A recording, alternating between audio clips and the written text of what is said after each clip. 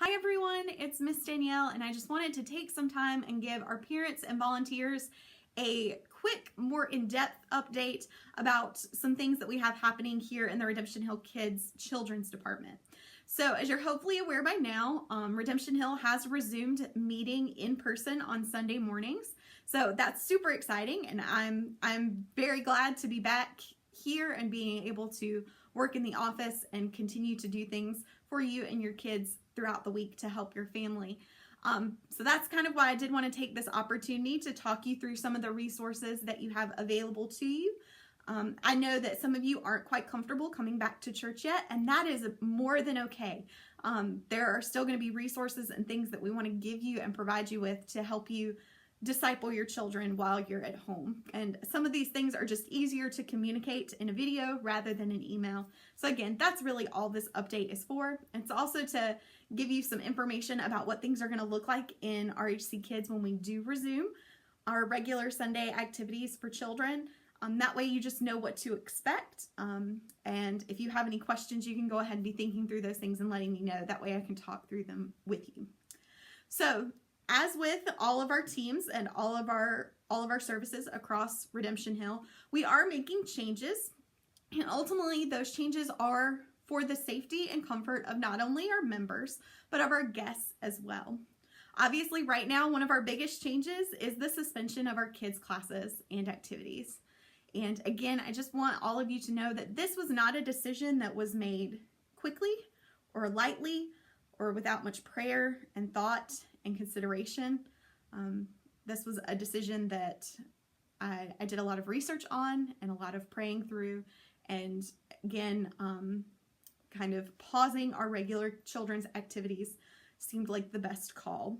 So, but just because our regular activities are suspended, that doesn't mean that we're not putting time and thought and effort into how we're discipling your children on Sunday mornings and how we can help you disciple your children at home.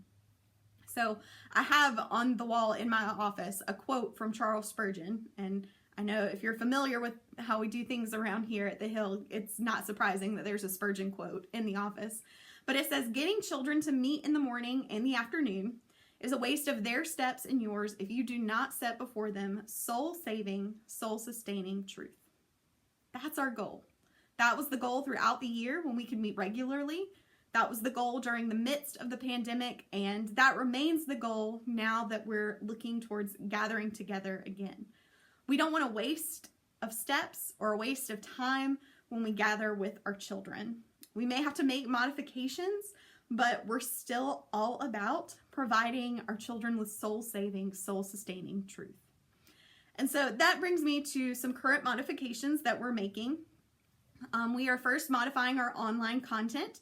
So if you were keeping up with our Facebook page or in the Redemption Hill Kids parent group, there was online content being posted there pretty regularly throughout the week. And now with just having to transition and do some different things, I'm not going to be able to provide those things for you as regularly anymore. Videos and podcasts and all of that content that was pushed out before are still available, and videos will be made available each Friday. So just as we were doing before, where a new video came out every Friday at 1 o'clock, that's still going to be the case. So for our toddlers, we're working through the New Testament portion of the Jesus Storybook Bible. And for our older kids, we're working through the questions in the New City Catechism for Kids. Both of these resources are available in print, and I would highly recommend you to have them in your home. Again, the Jesus Storybook Bible is a great resource, not just for your little ones, but for your kids of all ages.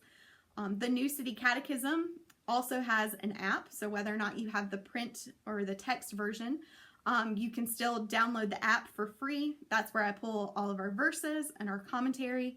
And it's a great resource, not only as you disciple your kids, but as you seek to study and to learn more about God's Word for yourself. So all of those things, those videos will still be coming out once a week. There will no longer be lessons posted digitally. So if you were keeping track, I was posting a lesson each Sunday from the Gospel Project curriculum. We're going to stop doing that for right now. There will still be other things posted in the Redemption Hill Kids parent group for you to access, but Gospel Project lessons will not be one of them. This is because the Gospel Project curriculum via Lifeway is beginning to pull back on what content we're able to make available to parents, especially as so many churches are resuming in-person meetings. I also just no longer have the time each week to digitize this content on a weekly basis. So there, again, with being back in the office, there are other things that need time and need attention. So again, there will still be things posted there, but it will not be your typical Gospel Project lesson. So that is online content throughout the week. At service on Sunday, again, we're moving towards a family worship model, and so that's going to change how we worship together corporately on Sunday. So whether you attend service at 9 or at 10:30, there will be age-appropriate activities for your child that match that Sunday's sermon. You'll pick it up in an envelope that looks just like this from the kids building. So I'll be out in front of the kids building ready to hand you an envelope. And again, it will have activities inside that are geared towards your child's specific age. For example, last Sunday we were in the book of Proverbs and the overall topic was friendship. So if you had toddlers and you picked up an envelope, you got something that looked like this. You got an envelope with a printable book inside that your child could read and or color. You got stickers. And then you got a coloring sheet. It says, "A friend loves at all times," which was one of the key passages from last week, as well as some crayons and some other smaller things in the envelope for your toddler.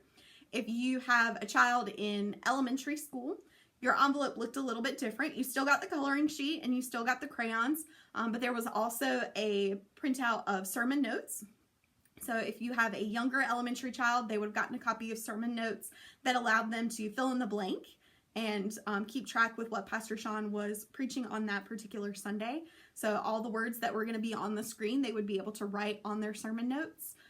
For your older kids, they got a modified sermon note that still had some of the key passages and some of the information on it as well, but had a little bit more space for them to take notes and follow along at their own pace with Pastor Sean. So again, we're trying to encourage your child to be engaged with the sermon while they're here. Again, I know this is a little bit different and sometimes it may not quite feel like it's at their level, but the longer that we coach them through and the longer that we show them that it's okay to sit and to work through a sermon together as a family, the more accustomed they'll become to it.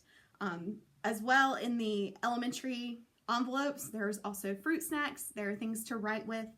There's a list of all of the scripture references that they'll see on Sunday for them to go back and look up later. And there's also going to be like a small craft for them to do. So again, this past Sunday when we were discussing friendship, they received the materials to make a friendship bracelet. So again, just different things to help them engage with the sermon at whatever level they're ready to engage with it. So those things are available at 9 or 10:30 on Sunday mornings. So during the week, we also want to make sure that we're providing you with things to do with your child at home, because discipleship is not something that stops on Sundays. So we're taking steps to make sure that now and in the future, we're better equipping you to help disciple your children at home. So with that in mind, especially during this time, we recognize that your kids have been at home for a while. We'll be providing you with items for you to take home and do with your kids throughout the week at your own pace. Some of these things are things for you to do together as a family, like reading a Bible passage or playing a game or memorizing a verse. And other things are things for your child to do independently so that they can begin or continue to develop habits that encourage their own spiritual growth. And again, you're going to pick that up in an envelope, looks like just like this. If you RSVP for service, it'll be labeled with your name on it. And in it, you'll receive a handout that looks like this. So it'll have a Bible story. So we're going to be walking through the book of Acts together in this at-home study. So you'll get just a general Bible study. You'll get a page that will help you dive deeper, especially if you have older kids. You'll get a page that has a kind of condensed version, especially if you're working with toddlers or preschoolers. Some review questions to help you talk about what you read or what your child heard. You're going to get 2 games or 2 crafts, it depends. And then you are going to get a final page that has an activity that will help your child memorize the key passage, as well as a list of ways to help make that lesson and that particular Bible passage more practical. And then last but not least, you'll get a coloring sheet, and then you'll get a printable that matches whatever age range that your children happen to fall in. So again, if you are the parent of 2 or 3 children who vary in ages, you'll get a printable copy for each of those children. If you are a parent of only 1 child, then you'll get a printable copy for that age range for your child. So again, we're just trying to make sure that as much as possible, your children are able to engage with what they're hearing in church on Sundays, and that they're building habits throughout the week that aid their spiritual growth. And once again, with these materials that your children will be able to do at home, we are trying to make sure that it matches as closely as possible with what we're discussing in the adult sermon. So now that we've kind of wrapped the book of Proverbs up, Pastor Sean is going to be moving on and doing a sermon series on our mission, vision, and values of our church. And so it's only appropriate that in our children's activities, we talk about the church as well. And so we're actually going to be walking through the book of Acts together and talking about the first church and kind of what it means to be part of a church and looking at things like that, because we want your children to know that just because they're children doesn't mean that they're not an important and a vital part of our church family. So again, that will be your at-home activities. So now just to kind of tackle some big questions and some concerns that I'm sure some of you have about what it's going to look like when we resume children's activities. I know the biggest question you have right now is probably, when will we be able to come back? And frankly, that's not a question that I can answer right now. I cannot give you a concrete date. I'm closely monitoring what's being recommended for our state as a whole. I'm looking at guidelines and recommendations for daycares and schools and other churches, and just trying to look at all the information available. Right now, my plan is to finish out June and at least the first half of July in this family worship model, and then reassess. I would like for us to tentatively plan for a return to kids towards the end of July or beginning of August. But again, I can't give you a concrete date right now. And so know that you may or may not feel comfortable bringing your children back to church right now, or even when RHC Kids reopens. And that's okay. I just want you to know that we're here to support you however you need. And we'll be ready to welcome your kids back to our kids classes on Sunday or whenever you feel comfortable. So all of these resources are available Sunday mornings. They're available in the RHC Kids parent app as well, or parent group on the Church Center app as well. So again, if you're still on edge a little bit and you're unsure, know that that's okay. And I will do my best to make sure that you get the materials that you need. And so again, in looking ahead at what things are going to look like when we come back, we will be resuming the Gospel Project curriculum. If you're familiar or if you've been serving in kids, that's the name of the curriculum that we use. In the interim, we are taking a break from that curriculum, but when we resume kids activities, we'll start fresh with our brand new unit, and we'll actually be starting in the New Testament and talking about Jesus the Messiah. When we come back, there's also going to be an increased emphasis on social distancing, especially for our children who are old enough to really understand and put into practice putting space in between themselves and someone else. We're working on individualizing all of our supplies, especially in our preschool and elementary classrooms. So we're implementing a system where children no longer have to share supplies like crayons or glue, snacks, those types of things. So we're working on pre-packaging and individualizing all of those things just to cut down on the number of people who have to touch them. We're going to make fewer items available to your children, especially in the preschool and toddler room. So that's going to mean we're pulling some toys up from those classrooms, particularly toys that are harder to clean. So we're going to be removing those toys from the classroom. That way our volunteers are better able to sanitize everything in those classrooms and then make sure that your child has access to them. We're also working towards a contactless drop-off for infants and toddlers. So that means all items that your child brings with them, like diaper bags, cups, toys, things of that nature, will be placed in a bin, and then that bin will be stored in a cubby rather than you just handing those items to your child's teacher. Again, we're just trying to cut down on the number of people that we have touching these items. We're working on changing our checkout policy to prevent large numbers of people gathering in our small lobby. Again, if we put, 15 people in our small lobby, there's no possible way that we can all adhere to social distancing guidelines. So we're looking at changing how we do checkout. We are still going to do check-in and checkout because again, that is an important part of safety and security, but we're going to modify it slightly. That way we can still be safe and secure in checking in and out your children, but also safe and secure in how we're spaced in the lobby. And then last but not least, we're just going to have an increased reaffirmation of our illness policy, where your child must be fever-free for at least 48 hours prior to returning to activities in RHC Kids.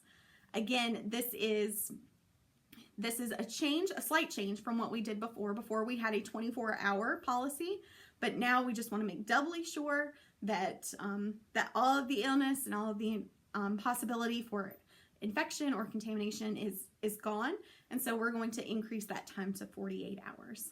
So again, this is just a super quick outline of what's available to you and your family throughout the week from Redemption Hill, as well as a kind of quick look ahead. There will be more information sent out as we come closer to a time for reopening kids. And so that information will be sent out in greater detail later. But I did kind of want you to know that we were thinking towards these things, and we're still working to make them a reality for when RHC Kids is ready to launch and reopen. If you have any questions about these things, please feel free to call the church office throughout the week or email me at danielle@redemptionhillirwin.org, and I'll be happy to help and talk you through these things. Again, I am so excited that we have resumed in-person services. I am so excited that I get to see your kids. And I cannot wait until the time when Redemption Home Kids can open in full and we can get back to delivering gospel-centered lessons at an age-appropriate level on Sunday mornings. I am so excited, and I cannot wait to see you and to talk to you again real soon. Have a great afternoon. Bye.